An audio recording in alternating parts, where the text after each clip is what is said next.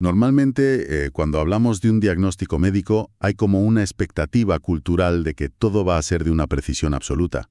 Claro, totalmente matemática. Eso es. O sea, vas al hospital porque te has roto un brazo o tienes una tos muy fea y te hacen una radiografía y ¡pum! Aparece en la pantalla súper claro. Exacto. El médico simplemente coge un boli, te señala una línea blanca en el hueso y el misterio se ha resuelto. Todo encaje en cajitas perfectas, no. Y da una sensación de seguridad inmensa, porque el problema es binario. O sea, está roto o no está roto, no hay más. Ya. Y claro, el camino a seguir es súper evidente en cuanto miras esa pantalla, la incertidumbre desaparece. Pero a ver, cuando alejamos un poco el foco de la medicina y entramos de lleno en el mundo de las decisiones diarias, del comportamiento humano o de las estrategias de quienes dirigen empresas, pues esa máquina de rayos X desaparece por completo. Sí, se esfuma, ya no hay líneas claras. Para nada. Pensemos en cualquier persona de nuestra audiencia que se enfrente hoy a una decisión crítica, pero con datos incompletos. De repente todo ese panorama del diagnóstico se vuelve increíblemente turbio. Muy turbio. Es lo que en el sector podríamos llamar el pantano analítico. Pantano analítico, me gusta. Es que es el escenario de todos los días, en cualquier organización. Tienes datos de sobra, ¿eh? De hecho, te ahogas en datos, pero te falta una brújula que te diga qué significan realmente esos números. Porque la información cruda por sí sola no hace nada. Cero.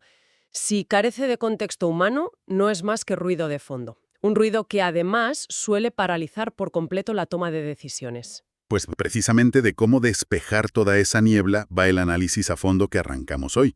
Y madre mía, tenemos un material fascinante sobre la mesa. Bastante potente, sí. Vamos a sumergirnos en varias fuentes súper interesantes. Por un lado tenemos fragmentos de un manual avanzado sobre investigación de mercados, luego un estudio de caso increíblemente detallado sobre el nivel de servicio en los restaurantes. Ese es buenísimo. Y para rematar, una propuesta estratégica real que se diseñó para intentar salvar a un casino de la quiebra. Casi nada. Casi nada exacto. Y nuestra misión con todo esto es desentrañar cómo las organizaciones verdaderamente inteligentes consiguen descifrar el comportamiento humano. Porque la gran revelación aquí, no es tener todas las respuestas. No en absoluto. El éxito radica en dominar el sutil arte de saber hacer las preguntas correctas. Y fíjate que, aunque los documentos que vamos a revisar hoy utilizan mucha terminología corporativa, muy de negocios, en realidad la metodología que hay por debajo es un atajo intelectual brillante para cualquiera. Totalmente aplicable al día a día. Es que da igual. Para quien nos esté escuchando, da lo mismo si tiene que preparar una reunión clave en una multinacional o si simplemente está intentando comprender por qué un proyecto personal no termina de arrancar. O gestionar un equipo pequeño en una tienda. Eso es. El núcleo de todo esto es aprender a no dejarte aplastar por la sobrecarga de información. Se trata de aprender a estructurar el pensamiento. Bueno, pues vamos al lío, porque el primer gran obstáculo que plantean estas fuentes es de cajón. Antes de ponerte a investigar algo, tienes que saber qué es lo que realmente merece la pena investigar. Parece obvio, pero casi nadie lo hace bien. Ya te digo, en los textos advierten constantemente sobre un sesgo humano muy común. Lo llaman confundir el síntoma con la enfermedad. Sí, y lo definen visualmente con una imagen genial, el principio del iceberg. El clásico iceberg. Claro, supongamos que en las oficinas centrales de una empresa descubren que las ventas han caído de forma alarmante.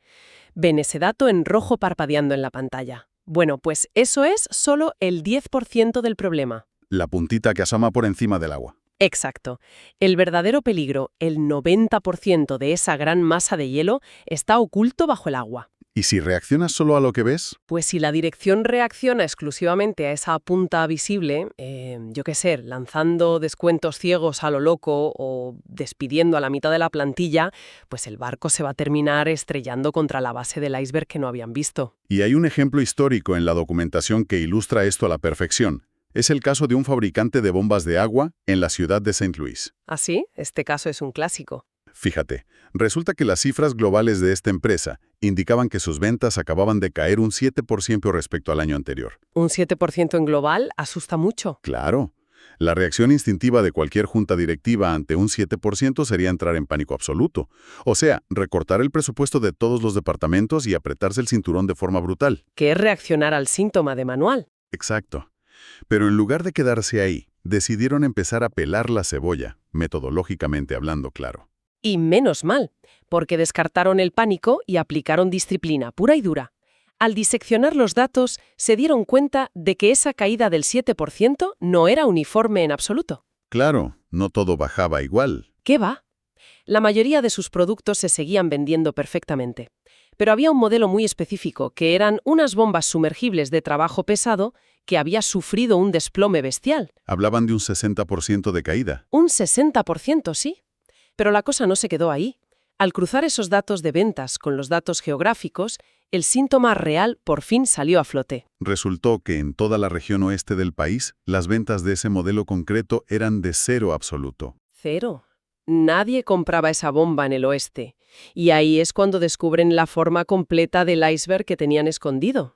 Porque no tenían un problema de calidad de producto, ni un problema generalizado con su equipo de ventas. Su verdadero problema era que un competidor japonés acababa de aterrizar exclusivamente en el mercado occidental y lo estaba inundando con una bomba sumergible a mitad de precio. Tela.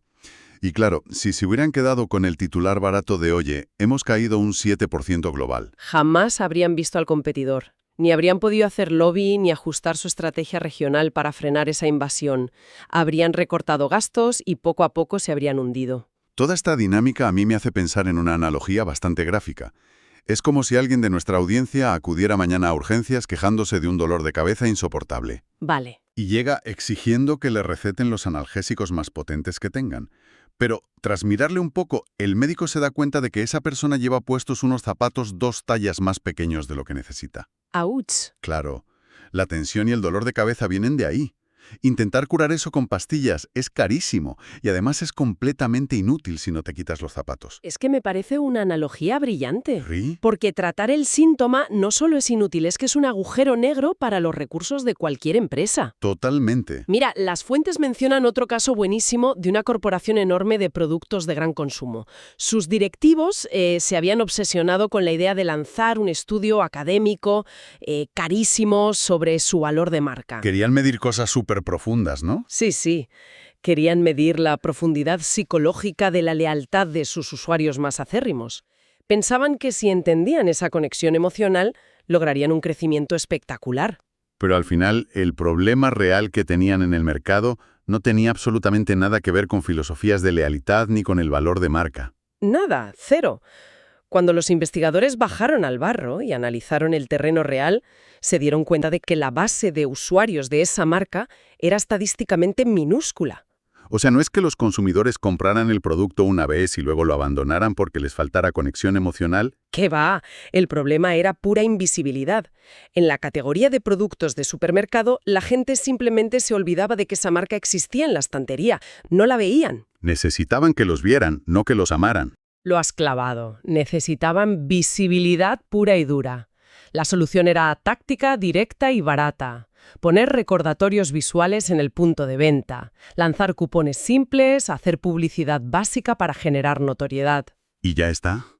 Pero claro, si hubieran seguido delante con su superestudio complejo sobre el valor de marca entre ese grupito minúsculo de fieles, Pues las encuestas les habrían dicho que sus clientes les adoraban, habrían sacado unos resultados preciosos y la empresa habría quebrado al poco tiempo sintiéndose súper querida. una locura. Vale, entonces asumimos que el mar está lleno de estos icebergs invisibles y que nuestro instinto humano por defecto suele fallar estrepitosamente al calcular su tamaño. ¿Cómo narices descubrimos la forma de ese hielo antes de estrellarnos?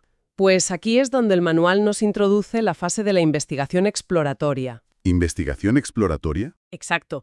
Es como enviar pequeños drones de reconocimiento a un territorio desconocido antes de mover a todo tu ejército. El objetivo aquí no es tomar ya la gran decisión financiera, sino cartografiar un poco el terreno. Ver qué hay por ahí. Eso es, detectar variables que ni habías pensado y entender cómo razonan de verdad las personas antes de gastarte el gran presupuesto. Es una fase donde tienes que tener una mentalidad muy abierta y permitir bastante ambigüedad. Y para ilustrar esto, las fuentes utilizan el mercado del hummus en Estados Unidos como campo de pruebas. Un ejemplo muy curioso. Sí, señalan que es una industria gigantesca, que mueve unos 1.100 millones de dólares al año. Pero su penetración en los hogares es sorprendentemente baja. Hablamos de que solo un 18% de las familias lo compra. Es bajísimo para ese volumen de negocio. Y el gran misterio, el iceberg en este caso, era que las ventas en zonas como California eran inusualmente bajas si las comparabas con la costa este. Lo cual rompe todos los esquemas lógicos que pueda tener un directivo en la cabeza. Quiero decir, California es históricamente la cuna de todas las tendencias de comida saludable, de las alternativas vegetales y todo esto. Debería ser el mercado número 1 para el hummus. De cajón. Y aquí la investigación exploratoria no consistió en plantearle a la gente un formulario preguntando, oye, ¿qué nuevo sabor de hummus te apetecería probar? Claro que no, porque ahí sigues asumiendo cosas. Lo que hicieron fue intentar entender la vida diaria del consumidor californiano. Y lo que descubrieron fue brutal. El obstáculo no tenía nada que ver con el sabor del hummus. Era el ecosistema en el que se consumía. Exacto.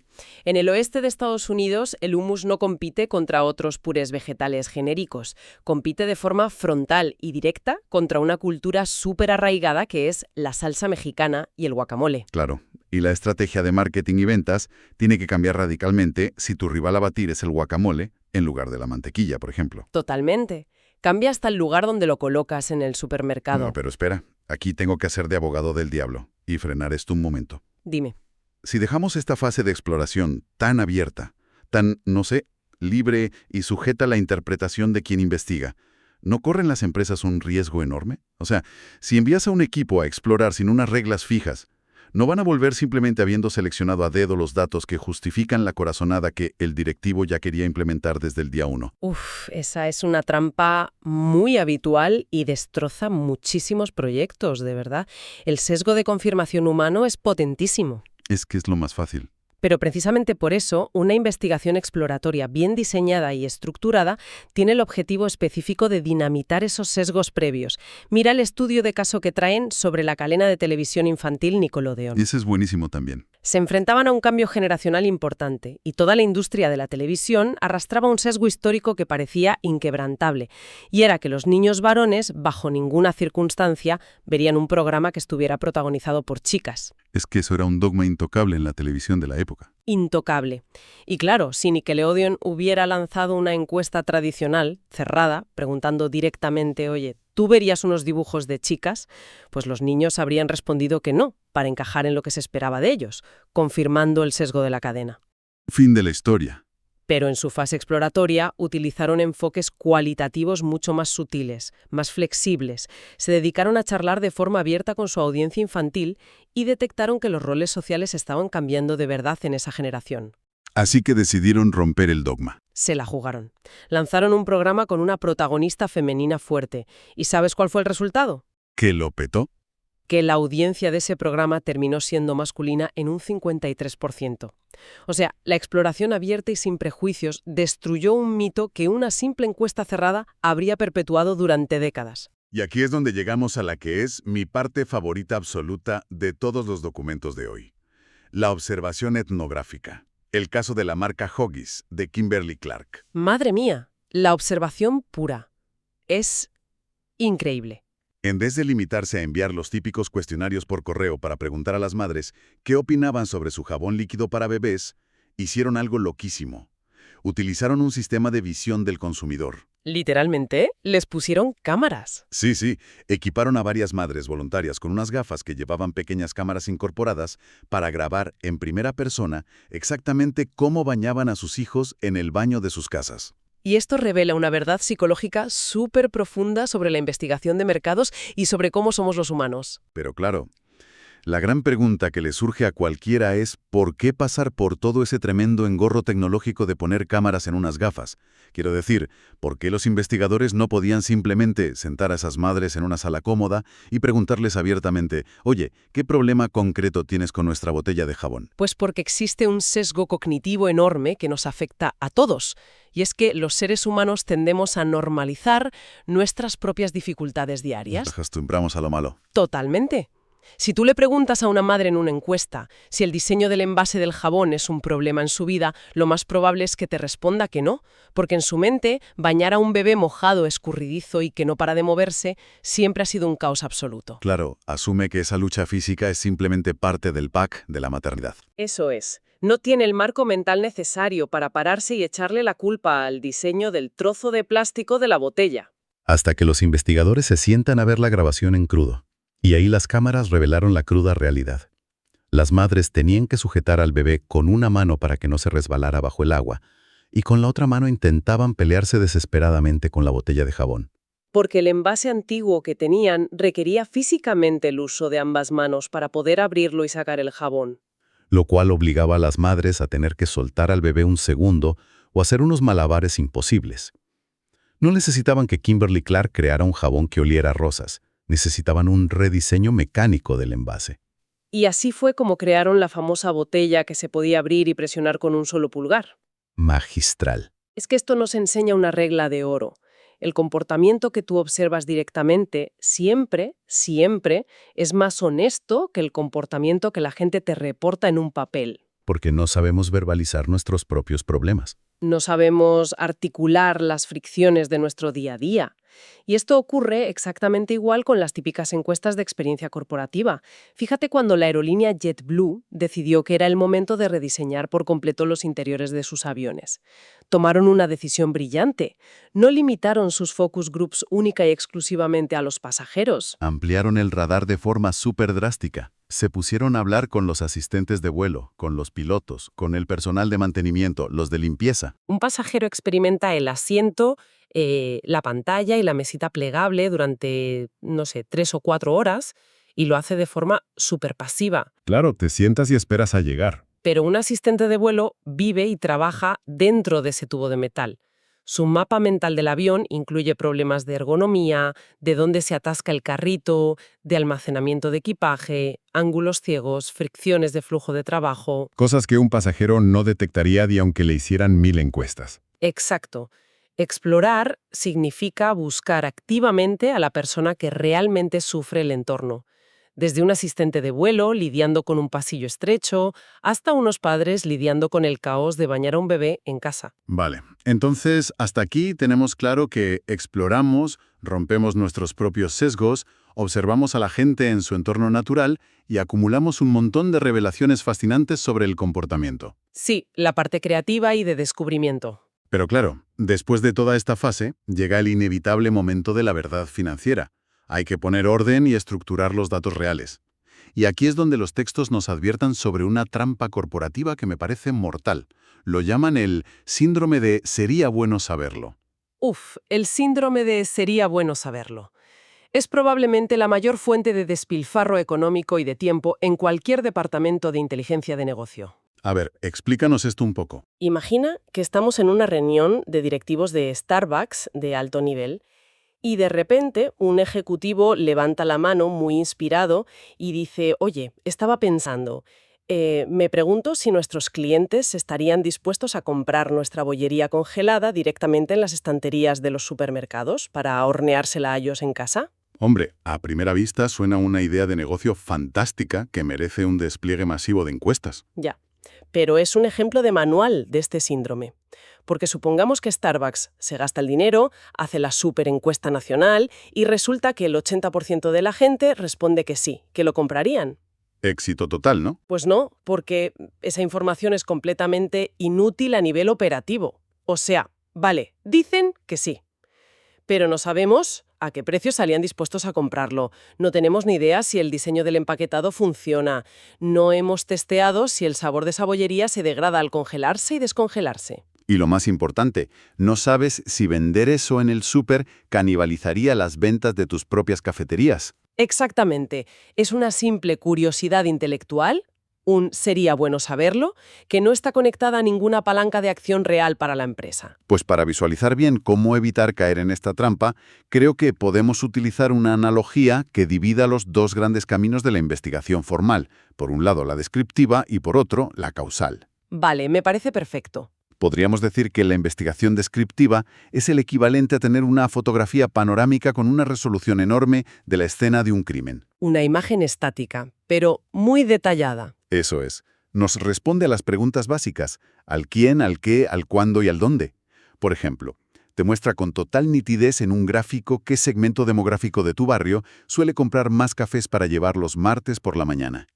Te da el panorama, el paisaje perfecto de lo que está pasando. Pero claro, la investigación causal va un paso gigante más allá. Ya no es una foto. Es el vídeo de la cámara de seguridad que te muestra exactamente quién empujó a la víctima por la ventana. Qué buen ejemplo. Te demuestra empíricamente que si tú modificas la variable A, inevitablemente estás causando que ocurra la variable B. O sea, te asegura, con datos, que si envías un código de descuento del 10% por correo a tu base de datos, eso, y solo eso, es lo que causa el pico de ventas que tienes al día siguiente. Me encanta la analogía porque me salta muy bien la secuencia temporal y sobre todo la responsabilidad de los eventos. Y claro, en la investigación causal la exigencia de rigor científico tiene que ser altísima. No vale cualquier cosa. Para nada. El mayor enemigo al que se enfrenta cualquier estratega que esté analizando ese supuesto vídeo de seguridad es un fenómeno estadístico muy concreto conocido como la correlación espuria. Correlación espuria. Suena a enfermedad grave de la época victoriana. Un poco, sí. Para la gente de nuestra audiencia que no tiene un máster en estadística avanzada, ¿qué significa exactamente caer en una correlación espuria en tu negocio? Pues significa básicamente que nuestro cerebro nos engaña. Evolutivamente estamos diseñados para buscar patrones constantes en todo lo que vemos. Y a veces nos hace creer que una cosa causa la otra simple y llanamente porque ocurrieron al mismo tiempo. Vale. Volvamos al ejemplo de tu código de descuento.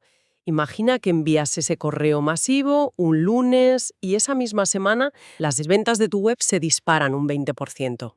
La reacción natural en la oficina es descorchar una botella de champán y declarar que la campaña de descuentos ha sido un éxito rotundo. Claro, asumes la causalidad directa. El vídeo de seguridad parece claro. Descuento igual a más ventas. Pero ¿qué pasa si rascamos un poco? Pues ¿qué pasa si rascas y descubres que esa misma semana en la que lanzaste el descuento hubo una tormenta de nieve histórica que encerró a todo el mundo en sus casas navegando aburridos por Internet?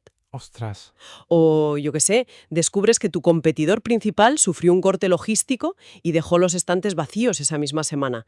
Si tú no tienes la capacidad analítica de aislar matemáticamente tu pequeña variable, el descuento, de todo ese ruido ambiental enorme, tu deducción va a ser falsa. Es que tomar decisiones multimillonarias basándote en correlaciones espurias tiene que ser el camino más rápido hacia la ruina. Sin duda. ¿Te crees que controlas la situación cuando en realidad ha sido la nieve? Vale, sabemos cómo aislar variables en cosas concretas, como el lanzamiento de un jabón o las ventas de un supermercado, porque son productos físicos. Pero ¿qué pasa cuando las experiencias humanas son mucho más desordenadas? Ah, el factor humano. Exacto. ¿Cómo demonios mides el retorno de inversión de algo tan puramente intangible como puede ser el trato personal o la amabilidad?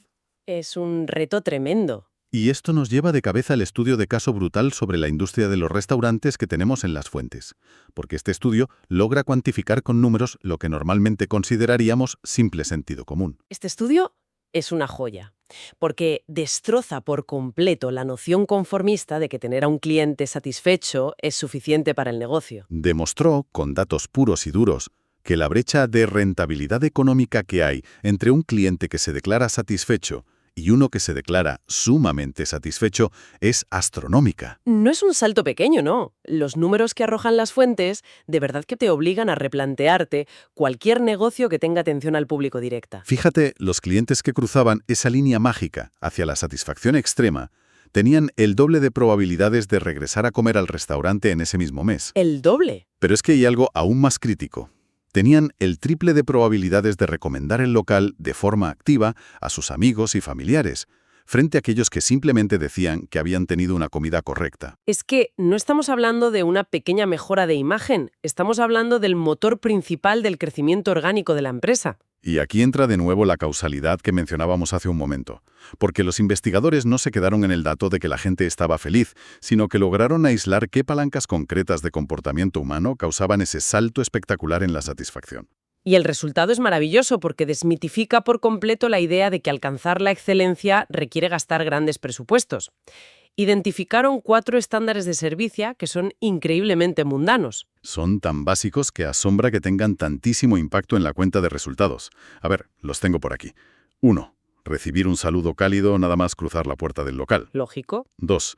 Que el camarero regrese proactivamente a la mesa a mitad de la comida simplemente para comprobar si todo está bien. El típico, va todo bien por aquí. Exacto. 3. Que el gerente o encargado del restaurante esté físicamente visible circulando por el comedor, que se le vea. Y 4. Una despedida con un agradecimiento sincero por parte del staff al salir por la puerta. Fíjate bien en esas 4 acciones. Las 4 tienen un coste económico, literal, de 0 euros. Cero. No requieren que reformes la cocina. No requieren que contrates a un chef con estrella Michelin ni cambiar el menú. Sin embargo, cuando el cliente experimentaba estos 4 toques humanos de forma simultánea durante su cena, la probabilidad de que le diera al restaurante la máxima puntuación de satisfacción casi se cuadruplicaba. Frente a escenarios donde el camarero iba a su bola y no pasaba nada de esto. Eso es. Pero es que en EMARS el estudio cruzó este bienestar emocional del cliente con el beneficio directo para el propio empleado. Cumplir sistemáticamente estos 4 estándares básicos incrementaba las propinas de una forma salvaje. Los datos decían que en algunos locales se registraron subidas de hasta el 71% en las propinas totales. Un 71% más de dinero en el bolsillo del camarero solo por sonreír, preguntar qué tal y decir gracias. Yo creo que esta es la lección principal que cualquiera de nuestra audiencia que gestione un equipo humano debería llevarse hoy grabada a fuego. Imagínate a un directivo de hostelería sin acceso a esta investigación causal. Ve que bajan las reservas o que las reseñas en Internet empeoran y entra en pánico. Y su instinto de solucionar el síntoma le lleva a firmar un cheque de 1 millón de euros para renovar toda la tapicería, cambiar la iluminación y comprar mobiliario nuevo de diseño.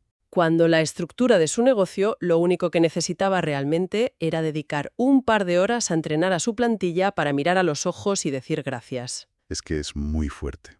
Por eso decimos que las tácticas menores, cuando están bien ejecutadas y basadas en datos reales, a menudo mueven la aguja del negocio con una fuerza infinitamente mayor que esos grandes rediseños estructurales hechos totalmente a ciegas. Y hablando de grandes rediseños a ciegas, vamos a cerrar ya este círculo analítico con el último documento que tenemos, que es TELA. ¿El del casino? Sí, la propuesta de investigación estratégica para el casino Fun City Gaming.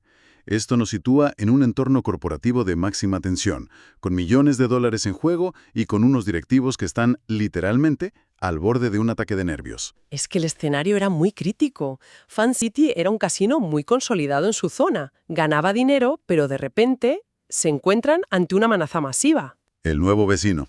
Exacto. Un nuevo megacasino gigantesco llamado River Wild estaba a punto de abrir sus puertas justo al lado. Y claro, Fun City acababa de invertir auténticas fortunas en expandirse, habían añadido un barco enorme nuevo, con miles de máquinas tragaperras y decenas de mesas de juego. Y el terror se apoderó de la sala de juntas. Pánico total.